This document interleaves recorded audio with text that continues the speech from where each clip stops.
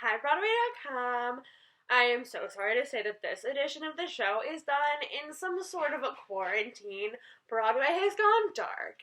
I'm doing this video from the floor of the Actors Equity waiting room because I need to be checking in on my equity status during all of this, as well as stretching because Broadway is a job that never quits. Today on Solana's Scene Study, we'll be discussing the play The Wolves by Sarah DeLappe. Sarah DeLappe is an American playwright from the Brooklyn area and is acclaimed for The Wolves, and was even nominated for the Pulitzer Prize for Drama for this script. The entire 2016 original off-Broadway run was sold out, and the entire production was wildly raved about.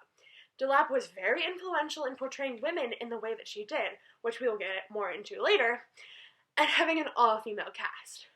The story simply follows a high school club soccer team, yet it is so much more than that. There are metaphors that compare menstrual periods and Ugandan genocide. The main characters are numbers 7 and 14, and they don't even have names. But it's really interesting because they're the main characters at the beginning, and we follow their whole story, but then it switches. It's a kind of a power dynamic. The theme is that the world and how it's perceived becomes reflected in the simplest areas of society. The production is really unique.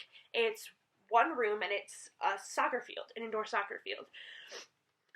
There are no names to the characters. It's very structured, and something really interesting about the dialogue is that it overlaps, like, as women are sometimes compared to hens, like clucking hens.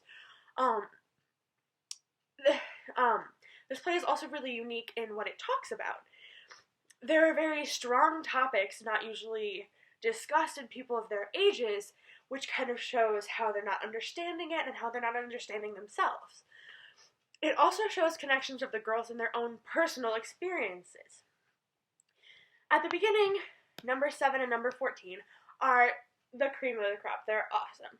And another popular character is number 25, and she's the captain of the team, and she's kind of in the middle, and number 46 is right at the bottom. She's not popular, nobody really cares about her. But then by the end, it's switched. Number 7 isn't on the team anymore. Number 14 has some crazy rumors spread about her, and number 46 has become the lead striker. It's crazy, and it shows how the world can change just like that. I personally loved this play. I loved seeing what was going on, and I loved that it represented truth. What resonated with me was that it was very relatable.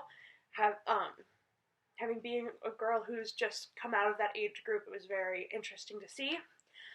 And I thought the writing was really impeccable in the way that Sarah DeLappe used soccer warm-ups and different chants and stuff to make a statement in her show. I highly recommend this to all audiences because it talks about real things and real life.